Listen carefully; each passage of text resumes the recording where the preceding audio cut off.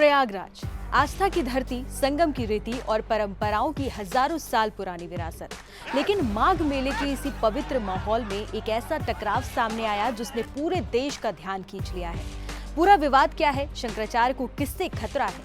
शिविर के पास इतने सीसीटीवी क्यों लगे हैं? इन सभी सवालों के जवाब वीडियो में आपको आगे मिलेंगे। नमस्कार, मेरा नाम है अनुषी गुप्ता और आप देख रहे हैं एनडीटीवी इंडिया। 17 जनवरी को ज्योतिर्मठ के शंकराचार्य स्वामी अभिमुक्तेश्वरानंद सरस्वती और मेला प्रशासन के बीच शुरू हुआ विवाद अब सिर्फ एक घटना नहीं रहा, बल्कि ये धार्मिक मर्यादा, परंपरा, सुरक्षा और प्रशासनिक अधिकारों के टकराव का प्रतीक बन गया है। संगम में स्नान के दौरान शुरू हुआ ये मामला अब राजनीति से लेकर संत समाज तक को दो हिस्सों में बांटता नजर आ रहा है। विवाद तब और गहराया जब संगम क्षेत्र में मौनी अमावस्या स्नान पर्व पर शंकराचार्य स्वामी अभिमुक्तेश्वरानंद सरस्वती को पालकी के साथ स्नान के लिए आगे बढ़ने से रोका गया। इसी रोक टोक के बाद संत के तेवर बदले और उन्होंने प्रशासन पर धार्मिक परंपराओं के अपमान का आरोप लगाया। तभी से शंकराचार्य अपने शिविर के बाहर धरने की मुद्रा में बैठे हुए हैं। आज ये धरना 7वें दिन में प्रवेश कर चुका है और इसके साथ ही तनाव भी लगातार बढ़ता जा रहा है। अब इस पूरे घटनाक्रम में एक नया और चिंताजनक मोड़ भी सामने आया है जब संगम की रेती पर स्थित शंकराचार्य के शिविर के बाहर हंगामे की खबर सामने आई।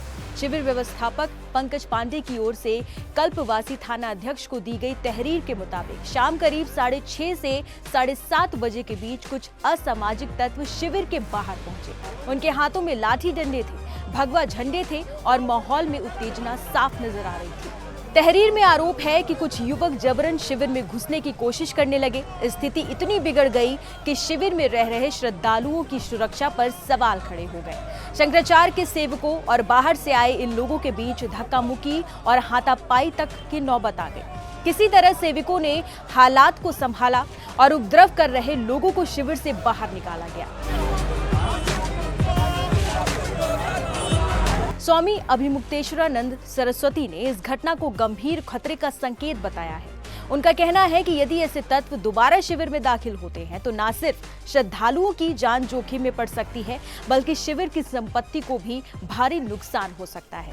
और इसी के चलते एफआईआर दर्ज करने और दोषियों के खिलाफ सख्त कानूनी कार्रवाई की मांग भी उन्होंने की है। शंकराचार्य की ओर से ये भी स्पष्ट किया गया है कि शिविर परिसर और आसपास पर्याप्त सुरक्षा बल तैनात किया जाए ताकि किसी भी तरह की अनहोनी को रोका जा सके।